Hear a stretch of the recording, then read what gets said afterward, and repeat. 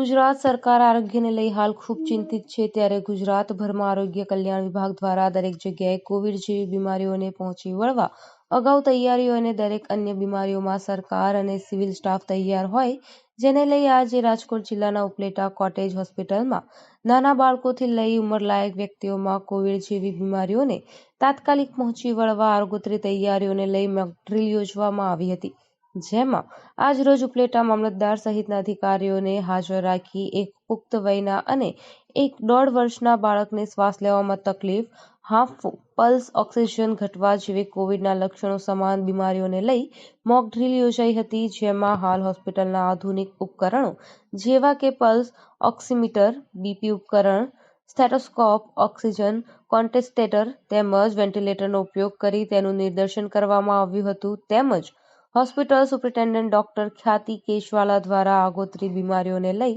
Doctor hospital staff વધુને વધુ ઉપકરણો સાથે સક્ષમ રહેશે તેવું જણાવ્યું હતું. હેલો, હું ડૉક્ટર ખ્યાતિ Keshwala Gareja, superintendent cottage hospital Upleta. આજે સમગ્ર ગુજરાતમાં કમિશનર શ્રી આરોગ્ય વિભાગના જે છે એમના માર્ગદર્શનથી અને એમના ઓર્ડરથી આજે સમગ્ર ગુજરાતમાં મોકડ્રીલ કરેલી છે. જે મોકડ્રીલમાં અમારું કોવિડ પ્રિપેરનેસ એટલે કે કોવિડ જેવી જે બીમારી હોય છે, સાર્સ અને જે રેસ્પિરેટરી ઇન્ફેક્શન્સ એટલે કે લંગ્સની તકલીફમાં જે પેશન્ટ આવતા હોય છે એને અમે કઈ રીતે ટ્રીટમેન્ટ આપીશું એનું અમે મોકડ્રીલ કરવામાં આવ્યું છે આજે કોટેજ હોસ્પિટલ ઉપલેટામાં. એમાં અમે જે અમારા પેશન્ટ હતા જેને શ્વાસની તકલીફ હતી એને કઈ રીતે ટ્રીટમેન્ટ આપી એ તમે સમગ્ર વિડીયોમાં જોઈ શકો છો.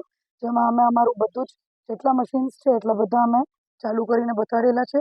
જેમાં આવે છે Ambu bag, ventilator, oxygen compressor, PSA plant, દરેક વસ્તુ તમે જોઈ શકો છો કે અમે બધું સમગ્ર તૈયારી રાખી જ છે પેશન્ટ માટે.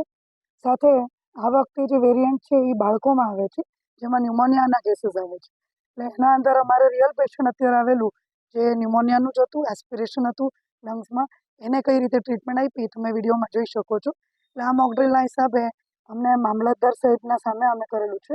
મામલતદાર સાહેબે વિઝિટ કરેલું, અમારા દરેક બાળકને તથા દરેક પેશન્ટને કઈ રીતે ટ્રીટમેન્ટ આપી છે એ બધું એમને ચકાસ્યું છે આજે.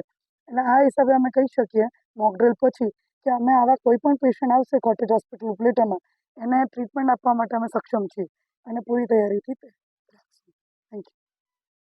બ્યુરો રિપોર્ટ, અર્શીભાઈ આહિર, ઉપલેટા.